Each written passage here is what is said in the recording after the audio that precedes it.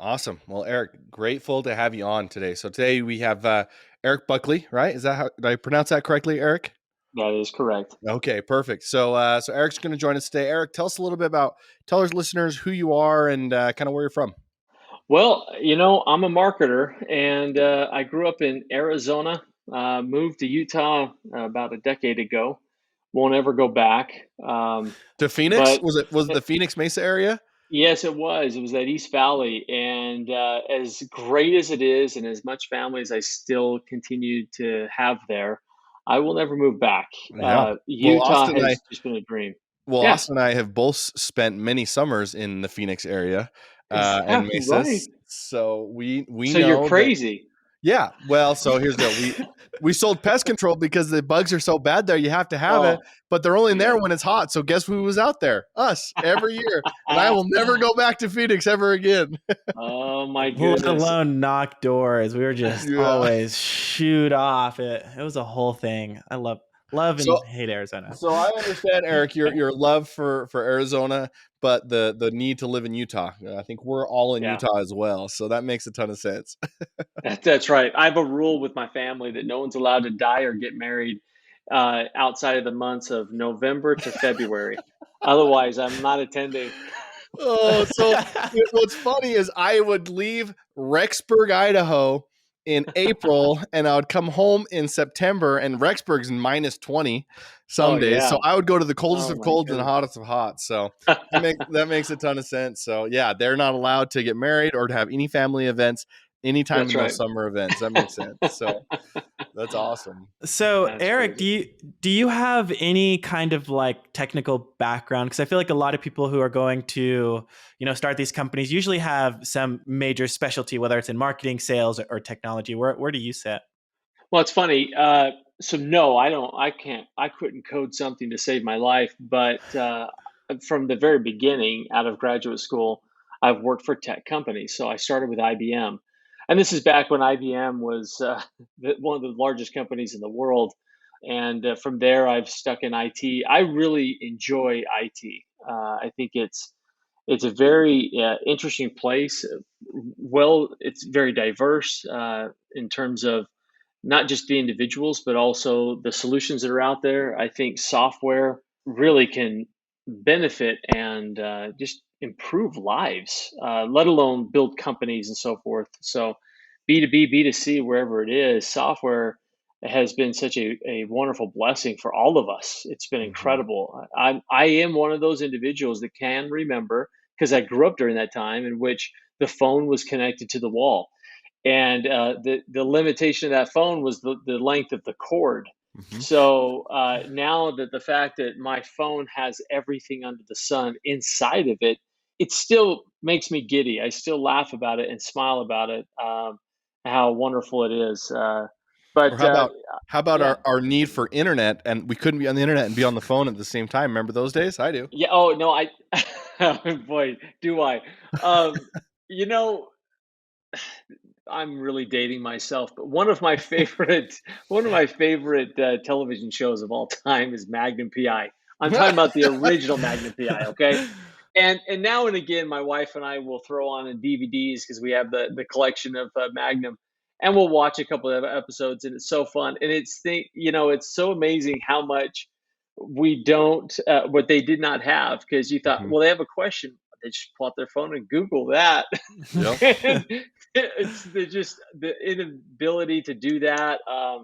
It's just amazing how times have changed for the better. So I Yeah. look at technology as something that is exciting. It never gets stale. It's always moving. There's fresh new things because there's always challenges we're looking to tackle. And as technology improves, it provides even more opportunity for problems to be solved. So, uh, though I started in technology, I have no desire to leave technology. Yeah. Makes a ton of sense. Well, so speaking of technology, so right now you're at Skipio. For Uh-huh. so for what our listeners don't know, tell us what is Skipio and what do you guys do there? I love it. Well, thanks for the opportunity, first off, to describe it. We are known as a texting company, Hmm. so that's what we do. But what's unique about Skipio is the way in which we use texting. even though we still have the capability to allow people to blast out messages and do reviews, that's not really the center focus of Skipio. What makes us unique is Skipio is designed for sales. It's designed to get responses from individuals. It's designed so that you actually get authentic engagement. So if you see our billboards, we'll say business texting for humans. And we have this one goofy one I just saw the other day that says something to the effect of your leads follow up with you. And we laugh about it, but the truth is what Skipio does and what's been designed from the very beginning was I want to be the person that's sending out that text, and I want that person that's receiving the text know that I'm a real person. I'm not a bot. I'm not an automated machine that's sending a reminder for their appointment at the doctor's office. I'm actually somebody that if they have a question, they can ask, and I'm going to respond. If they call the number, it's going to ring my cell phone. So that's what Skipio does. That's what makes us different. So our target audience really is all sorts of industries, but it's generally people in sales. We cut our teeth early on in the process with individuals, right? Those who are solopreneurs, they run their own business, whether they're a direct sales rep, maybe they're in real estate, maybe they had a single brick and mortar store, but they're wearing so many hats. Skipio became their method of communication. And it helped for them to be able to schedule out messages and kind of get the word out. So they were using it for marketing, they were using it for sales, they were using it for customer support. That was the early days of Skipio. And as we've matured as a company, we have grown significantly. And now we have organizations that have multiple sales teams in different industries, and they use us as a coordinated effort along with all of their other outreach, that's phone, email, video, whatever that is.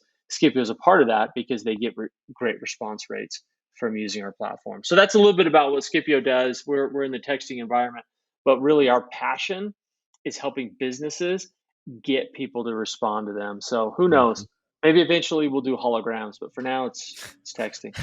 Oh, we're so close to that. It's crazy to see all of the articles and things coming out around that stuff. And it's so crazy too, because like in terms of like engagement, like we brought on somebody who talked about marketing and building ads and how we're just so basically desensitized because we just see so many advertisements. And it's crazy how powerful like a text message still is. Like people are just so it's still, there's so much engagement with it still. I'm going to prove your point. You guys have your phones close by? Yeah. Oh yeah. Okay. We actually text each other during these podcasts about questions. Oh, I love it. Okay. Well, perfect. Right? Okay. So how many unread text messages do you have? Look at your phones. I don't have to. Zero. Yeah. You have zero. Okay, great. Yep. Now, do you have an email app on your phone? I'm assuming you do. I do. Okay. How many unread emails do you have? Okay, I probably have like 10, but I hate notifications. Good. I hate notifications, so I like go through it all the time. Every day. I do it multiple times a day, and I'm still at 33 unread. You guys, I'm telling you, you are unique in that case. So I talk at a lot of different places, a lot of different times, and I do that challenge everywhere. Most people have a minimum of 1,000 unread emails versus 1 to 2 unread texts. Me, I'm an anomaly. Okay, so I'm not saying I'm normal. I have 58,000 unread emails. That's my personal accounts plus business accounts, but just my business account, I have 3,200 unread. Because I get spammed a lot. I get a lot of people wanting to sell stuff at me, and I know what that is. Podcasts and stuff. I'm sure you get bothered all the time. No, guys, come on. But it's a great point. But a better point is, how many times do we screen a phone call we don't recognize? No, exactly right. 99% of the time, people just screen them. I don't. I'm in sales. So I always answer this because that could be money calling me. That's how I've always been my whole life. But that's a pretty small niche. Like I would say 80. Austin, have you ever answered a phone that you've never recognized? Never. I know you don't. I need to change my voicemail and be like, if it's important, you better leave a voicemail. I don't care who you are. You have to text me. Yeah. That's right. Well, think about this. If somebody sends you an urgent email, do you know what they do? The very next thing they do? They text you and say, hey, I just sent you an email. I need you to take a look at it. Yeah, Austin, you've done that. You've done that all the time. So this is why when we're talking about texting and why it's so successful is because, guys, it's the preferred way for Yeah. our urgent communication to take place. It's Yeah. so much more convenient for us. If I call you and you even recognize my number, what's the first thing that goes through everybody's mind? Okay, do I have time to talk right now? Oh, Eric's calling me. That's the first thing. I don't care if it's if it's your mom, then you never have enough time. But I mean, it could be your boss, it could be an underling, it could be a sales Yep. call, whatever. The first thought is, Do I have time? can I answer this? Because if I do, I'm obligated for like 2 or 3 minutes, and I can't be triple tasking. Mhm. But if I send you a text, it's like, oh, cool. Yes, Eric, I'll be there. I'll see you tomorrow. That sounds good. Because maybe that's what my phone call was. Hey, are we still on for golf tomorrow? If I text it to you, it's an easy one. But Yep. so that's Yes or why, no. exactly. That's why texting, if you're doing it right from an authentic standpoint in sales, it can work far No, no. better than any of your other outreach methods. And that's what we do here at Skipio. We help people get set up in that way. That's how our whole system's designed. Scipio obviously like solves a lot of problems. What kind of problems were you solving like before Scipio? Like, Yeah, because I was looking at your history and you've been a little bit of everywhere. And I'm curious, I want to go into Scipio and I do want to actually ask about like where you decided and found it. Were you one of the founders of Scipio? Did you like, I came or did you come in? right after it was founded, and when we decided we wanted to change what Scipio did. Okay, so you were still, I would say, a founder. You really did that. But let's talk about, before we get into that, let's talk about your time at like IBM. I think you were at Domo for a while. Like, I tell was. us kind of your journey and what that kind of looked like that led you to where you're at now. I've always been impressed throughout my career with intelligent, hardworking individuals. And from the very beginning, my first day at IBM, the individual who gave us like a history of what we were doing at IBM, by the way, I was in marketing for tape storage, not disk storage, not cloud storage, tape, folks. oh my gosh. So I did What that for a I can while. you forgot that was a explain that for thing. some of the younger listeners? What's a tape? So, Well, yeah, exactly. But at one point in time, the person who was teaching us, he was one of the individuals when the shuttle Columbia exploded in Mhm. '85. He was part of that crew that was called upon by the White House and our Department of Defense and NASA to come through the wreckage and figure out what had happened. These were the type of individuals I worked with at IBM. I mean, brilliant, brilliant minds. And I've always loved that. And I just go down the history of it, of everywhere I've been.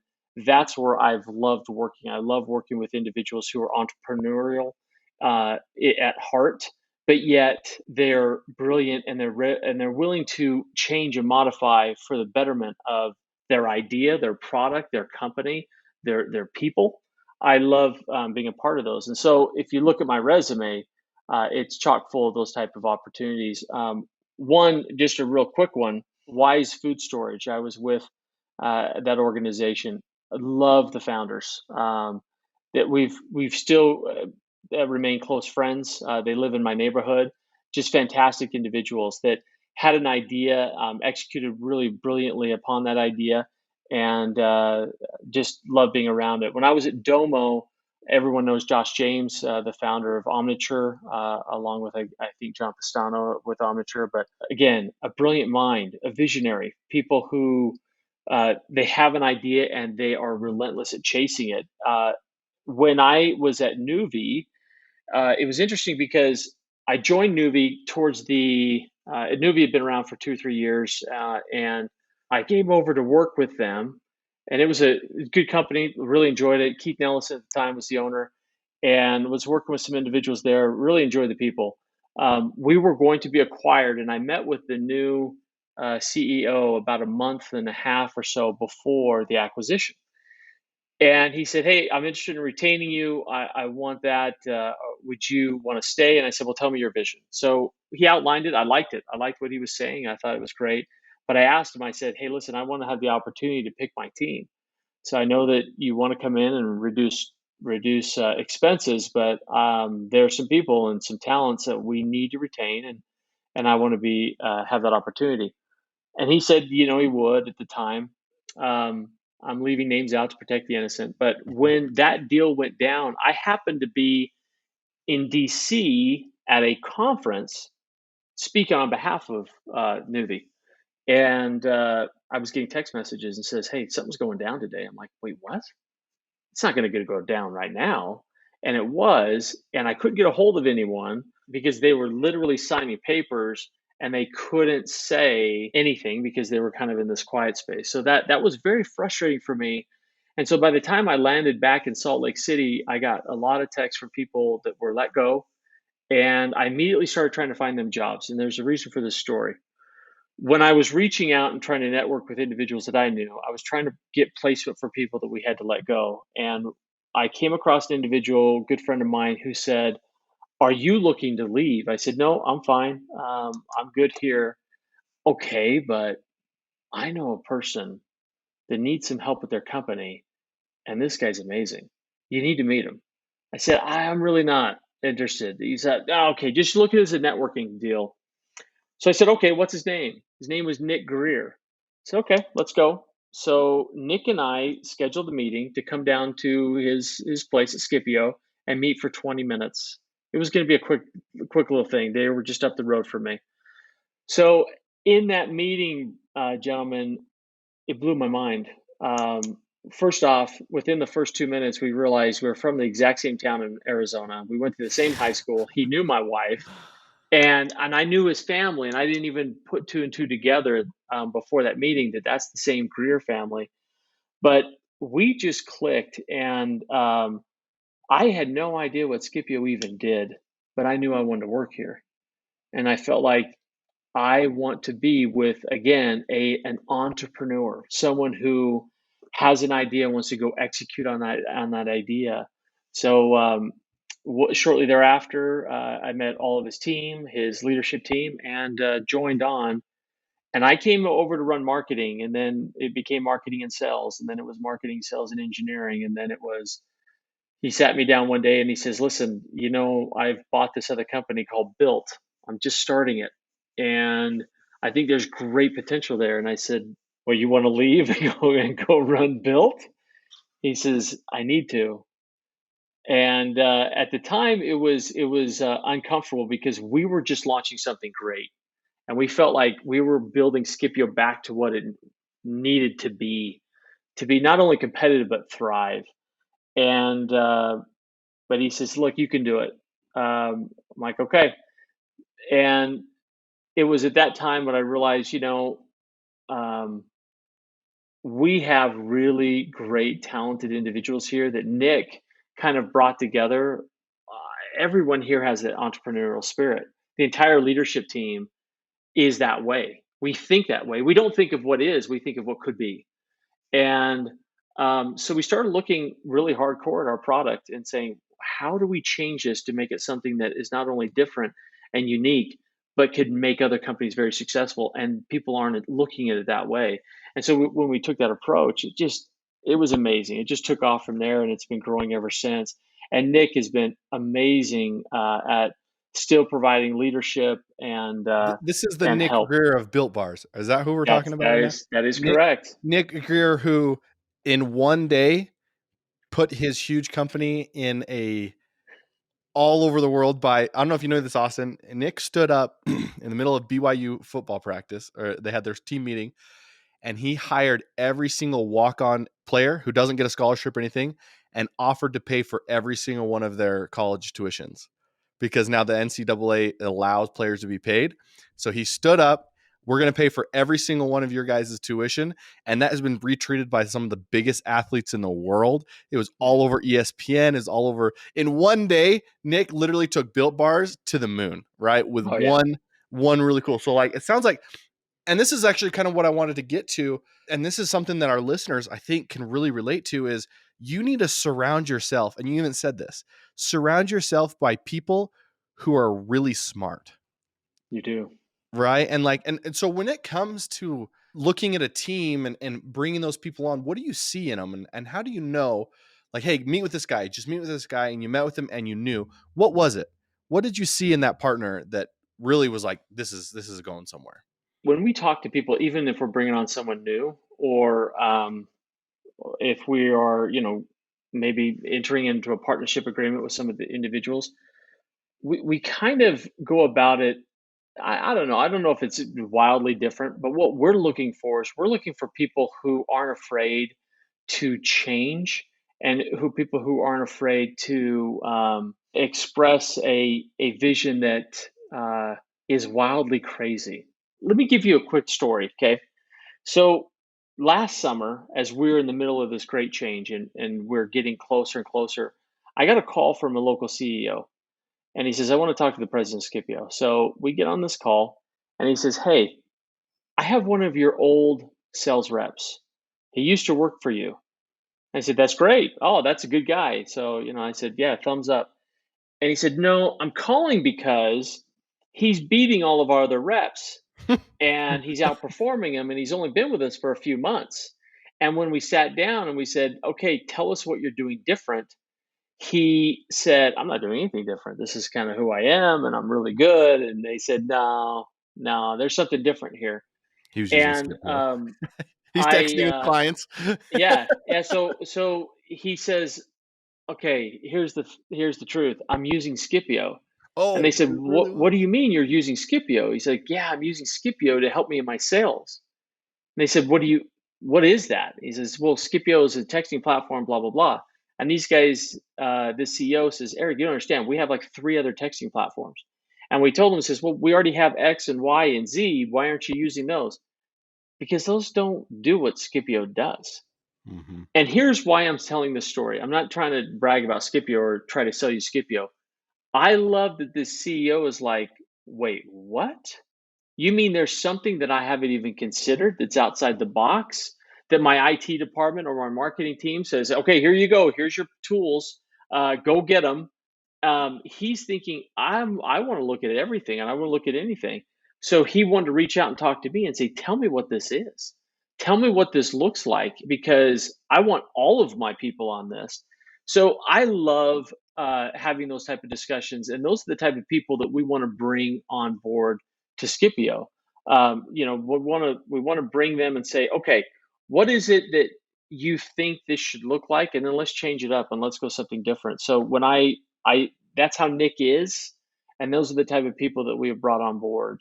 It's We know what some of the pains out there in the market look like. Okay, so what are things that other people aren't trying, and how do we modify our product? Does that make sense? Or you could take the other approach, which is also pretty popular, and to say, what is it that we do really, really well, and how do we make that available to everybody? We started taking that approach about 2 years ago, specifically with our product and platform. We found that we had a good paying base, but we also had a lot of churn. So, which is not unique, right? So we felt like, okay, but why are people churning? What is the reason for that? And more specifically, those who don't churn, why don't they churn? So we went through this great effort and talked to all the customers that were long-time customers that would never give it up, and they were high users. Okay, and we discovered something. This thing was building their company. It was building it, and they couldn't find it anywhere else. As a matter of fact, there was a point in time in which I would tell the sales team, "Hey, I want to take some incoming calls. I just want to talk to people." And just between you and me, and no one else listening to this podcast, I use the name Landon at times. Now that's going to get That's a hard because perfect now sales guy's name, by the way. I I feel know, like I right? know like 10 Landons. We're actually having a guy actually name Landon start for us, but we Oh had no, there Landon goes your because it was alias. that's right. So I'm like, dang it, I can't use that anymore. But anyway, I remember talking to several individuals that were coming back to us after they had left us, and I said, why are you coming back? Did you stop using texting and you want to use texting again? And they said, no, we jumped because we were getting a better price somewhere else. Really? Okay, then you want to pay more for us? Why? Because Scipio works. Scipio Mhm. actually gets people to respond. And it was hearing that over and over and over that we sat down and we said, guys, that's who we are. We've always known that's who we are. That's how we built the company. We need to stop trying to play everything for everybody and go straight down that path. So that's when it got very, very exciting for us. And for some, I've been in companies that would scare people to say, but wait, what about all these other opportunities on the side? Yeah. And truthfully, when you're a small startup and you're scrappy, you can't be everything for everybody.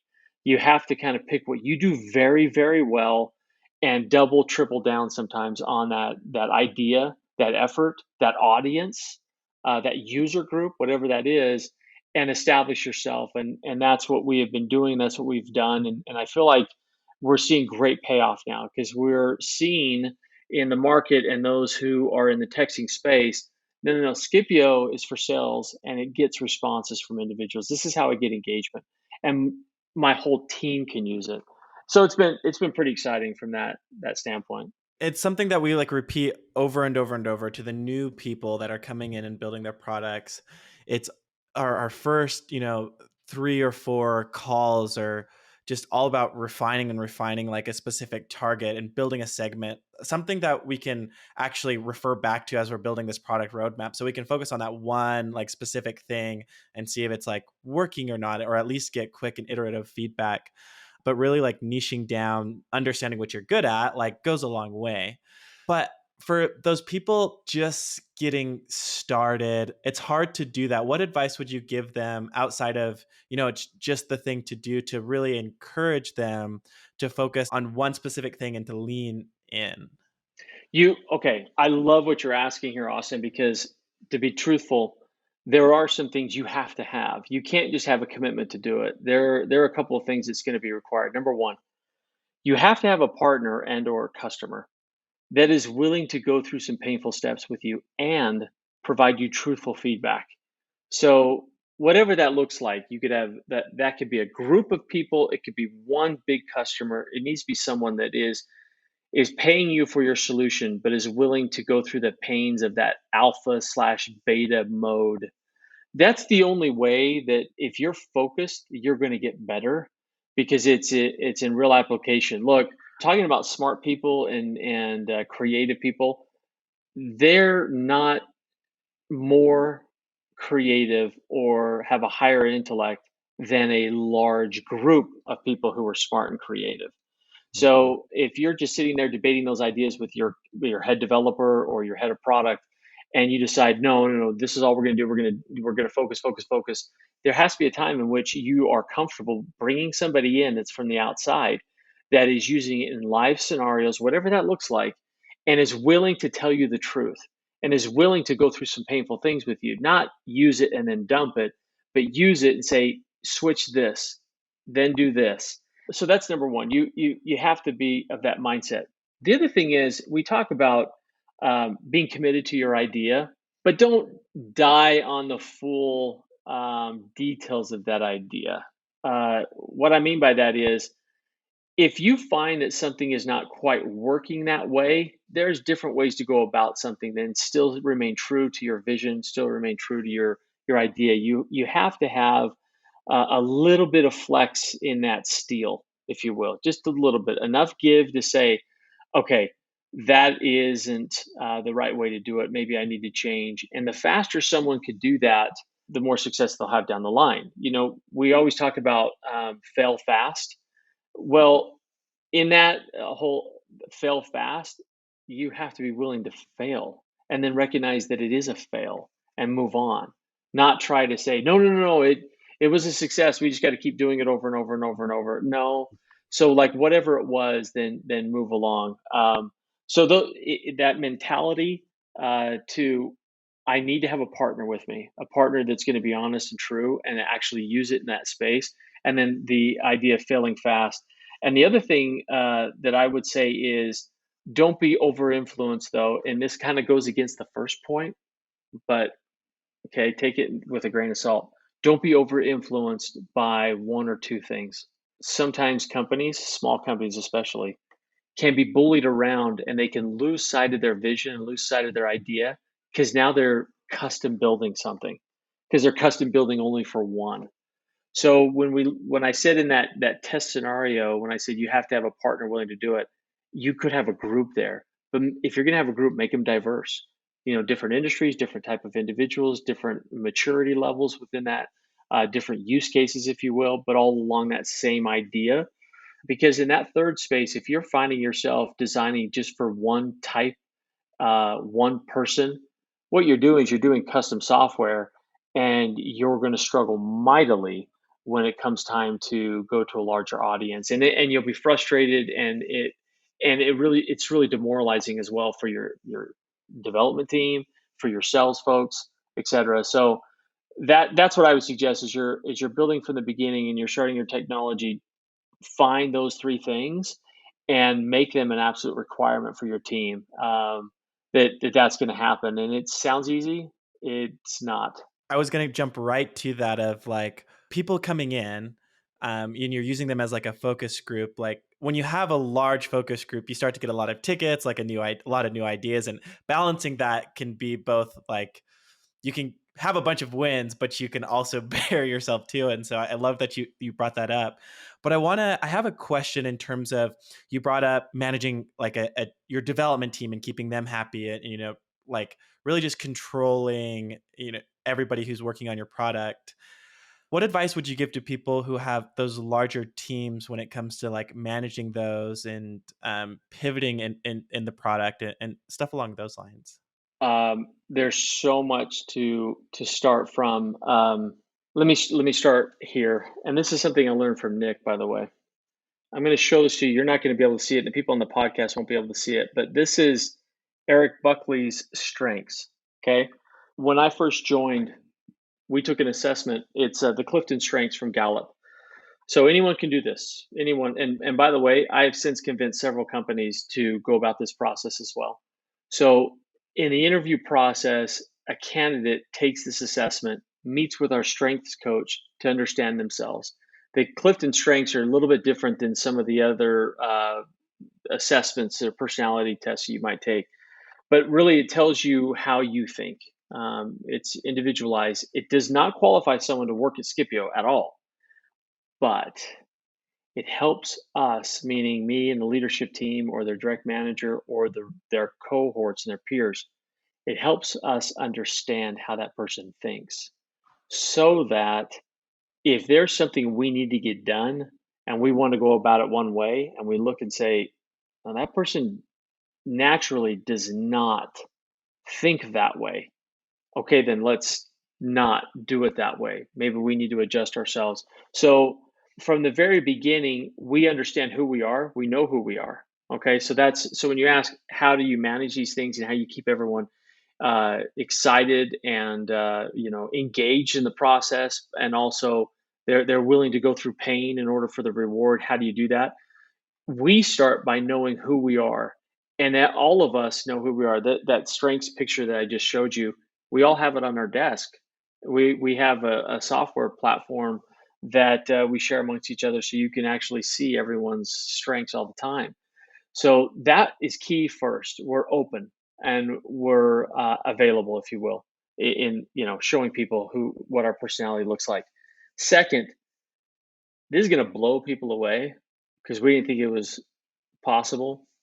When we got down to what we really wanted to do and how we wanted to do it, we reduced our staff significantly. This was back 2019, very early 2020s, before COVID hit. We reduced our staff. Guys, we started having far more success in our development of feature and functionality and changes when we reduced the staff. Yeah. Because we knew who we were keeping and how their mind operated. And so we sat down with our head people and said, you know what needs to be done, go get it done. No one was standing in their way. We had full trust in them. And we went from having releases every few weeks to having releases every day, 2, 3, or 4 releases every day, fixing little issues that were tripping up customers over a time period. And then once we got that solved, we could do massive work on our platform. The development that we have done here at Skipio over the last year and a half, the development we've had over the last year and a half equals what we did. Is about double what we did the first 3.5. That's how much we've gotten done with less people. Far less people. Yeah. We had a large development team because typically IT says that. Oh my goodness, let's go get a bunch of programmers. Throw bodies at it. That's right. And you know what happens if you throw a bunch of bodies at it that you don't trust? They sit around waiting and saying, okay, should I, can No. I, is it the right thing? But that's what we wanted to avoid. And we absolutely have rock stars on our team. And I don't want to say their names because podcasters will say, well, let's go hire them. But we absolutely do. Our product and development team are the best I've ever worked with as a group. They're just incredible. I've worked with some very intelligent, like I've said from the very beginning of my career, but that's how we managed it. We knew who we were first. And then second, we trusted people to execute on how we predicted they would. And they did it. And they knew, everyone knows here at Scipio, at least this is what I hope. So maybe there's a voice or two that might disagree with me, but we believe that everyone knows, hey, that's your job, go do it. And I trust you. Whatever that outcome is, I trust you. And if you need help, I also trust you that you're going to ask. And if you need direction, I trust you're going to ask as well. But we trust each other. And I know people talk about that all the time. And one of the things that also makes me want to barf is when people use the term, oh, we're family. We're family. We're not family. I have a family. I know what family looks like. But I tell you what, I love working with these people. We love each other.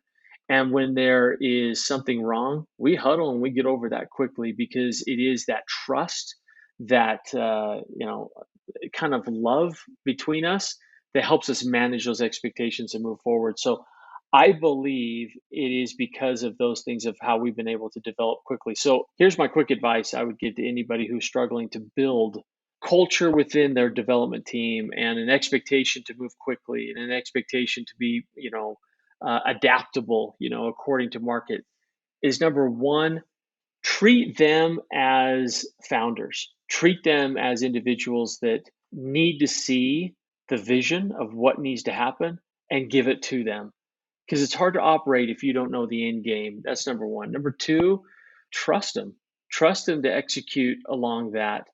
And if you can't trust them, you've got the wrong person in that seat. You need to get rid of that individual, or they're going to be leaving soon anyway.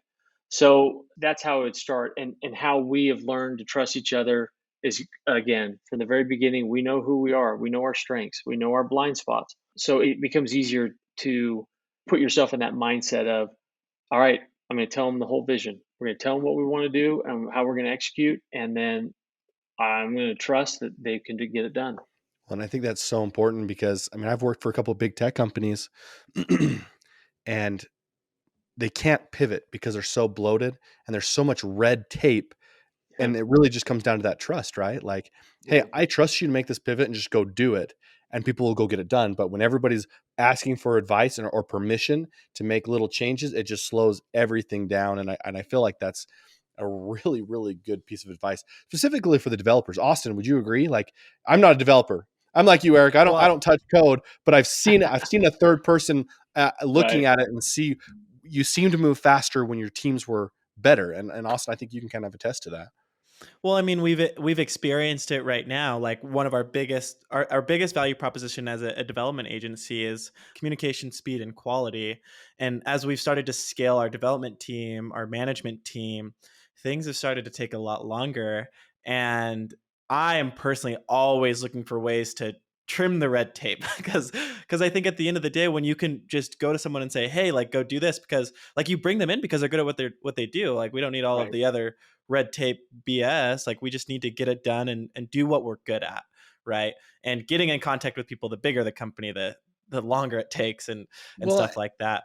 And that's why companies can come in and disrupt, right? Like, yeah, because like, okay, I'll use an example. I'll drop names. I worked for Canopy Tax, right? And Canopy, when it first came in, it was able to navigate and go really quick where big companies like Intuit, which is a couple billion dollar company, couldn't make these small changes and to maneuver. And so we were able to maneuver and pivot and change, and people would tell us what they liked and what they didn't. And we would go and make those changes. We make them quick, right? And that's really what makes a company super successful. And so it's kind of interesting the bigger you get. So Austin, it sounds like we probably should go find more developers from Skipio because they're all really good. No, I'm just kidding. Well, it's funny you brought up It's funny you brought up QuickBooks. I mean, they're super useful, but man, we've been dealing with the bug for like 2 years, and support's like it's on our roadmap, and I'm like, this is like your only job. Yeah. So Well, it's yeah. super funny. Eric, I'm really kind of concerned, or I'm really kind of curious on if you could go back, right? You've been through this career, you were able to be part of big companies, you're able to be part of kind of small startups. If you could go back, I don't know, 20 years, what would you tell yourself? What is something that you would say to yourself at the very beginning? What piece of advice would you give you a long time ago? Yeah, I would have branched out and become an entrepreneur earlier. That's awesome. First off, I that's so love, cool. yeah, Such a I cool piece of love the advice. path that I went on because I learned at every step. But I'm having more fun now than I think I've ever had, and I don't know. I think I would have done that a much earlier in my career, even if I had to have lost a couple things, because there's something very rewarding about building and seeing it, you know, take form. It's funny. How many of us? Because I've done this so many times in my career. How many of us have sat around the water cooler with others and said, man, if I was in charge, I'd do X, Y, and Z. We'd fix that problem. Like the Oh QuickBook yeah. problem, Austin. I guarantee you, there's a developer that's sitting there talking to his buddy saying, "Why don't we just fix that? I mean, I wish we would. It's ridiculous and blah blah blah." As an entrepreneur, you can. You can just Yep. say, "Well, just go fix it." I've often been in those situations where I thought, man, if we could just do this and this and this, we'd be so much more successful if we could move forward. Now I'm in the position where we can make those decisions and it's fun. And it's fun. It's been fun to see this and how it's changed businesses and how our work has been the result of so many great things, not just on our customer base, but also the people that we employ. It's exciting. It's exciting to see, and I'm excited for the future. I'm excited to see what Skipio is in 12 months. It's going to be fun. So really, for our listeners who are listening right now, go do it. Like that's what it comes down to. You're sitting on an idea right now. Find a way and just go do it. Like don't wait for permission. Go be an entrepreneur. Like that's really a really cool piece of advice. Absolutely, absolutely, good stuff. Well, Eric, we're super excited to bring you onto the show. Like you, I think have shared like a wealth of knowledge with everybody listening. And again, getting started is seriously the hardest part of anything. It's like getting out of bed in the early. Like you just got to do it, right? It's the same thing with starting a business or anything else. So thanks again for coming on and sharing your knowledge. So. Yeah, Eric, and how can our listeners find you? Just are you active on Twitter, LinkedIn? Yeah, I will respond to any type of LinkedIn message, hopefully. And if I don't, just wait a little bit longer. I'll get to you. But yeah, you can find me at LinkedIn, but also Cool. just Skipio.com. Who knows? Maybe I'm sitting and taking incoming calls that day because I'll do it now and If again. Lance So answers, that's right. That's right. Like, okay, is this really Eric? But no, I guess I don't promote self that much. So, but yeah. LinkedIn, I'd love to chat with you. I'd love to share ideas. I've often found being part of also mastermind groups is very, very helpful for. Oh, you know what? I'm going to say that last thing. If you're one to getting started, go surround yourself with some smart people and just listen. Listen to them. Listen to Yep. how they talk. Listen to how they approach problems. Go form a mastermind group with people that you respect and look up to.